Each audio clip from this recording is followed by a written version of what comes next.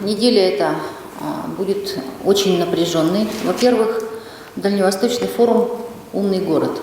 Ожидается огромное количество гостей в городе, значит, в том числе первые лица субъектов, это губернаторы, заместитель председателя правительства Российской Федерации, представитель президента по Дальневосточному федеральному округу Трутнев, значит, руководители дальневосточных городов.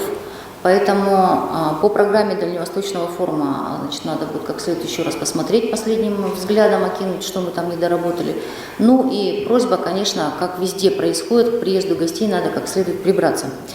Так, 27 ноября сессия Якутской городской думы. Мы будем принимать основной финансовый документ городского округа города Якутск, бюджет города Якутска, значит, на 20, 21, 22 плановые годы. Значит, и просьба ГРБС всем как следует подготовиться, чтобы все ваши цифры, все ваши, значит, программные мероприятия, непрограммные мероприятия, чтобы вы имели возможность и могли все свои цифры озвучить и доказать.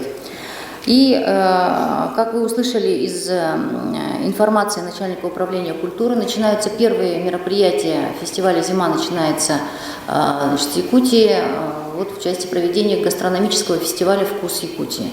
И поэтому, конечно, просьба управам людям объяснить, рассказать, информировать, для того, чтобы все могли, пока еще немножко тепло, не так холодно, можно было бы и детей сводить, показать, и самим отдохнуть, посмотреть. Ну, это как бы всегда вызывает очень большой интерес у жителей нашего города. Поэтому большая просьба. Ну и понятно, мы находимся с вами в отопительном сезоне. Просьба вот за теплоносителями присматривать как следует, для того, чтобы не было никаких чрезвычайных ситуаций. И по деревянному жилому фонду тоже просьба, значит, совместно с надзорными органами еще раз людей обойти, пояснить относительно пожарной безопасности, потому что увеличивается использование обогревателей и так далее, дает нагрузку на старые сети и, конечно, пожароопасный сезон. Спасибо. Удачной недели.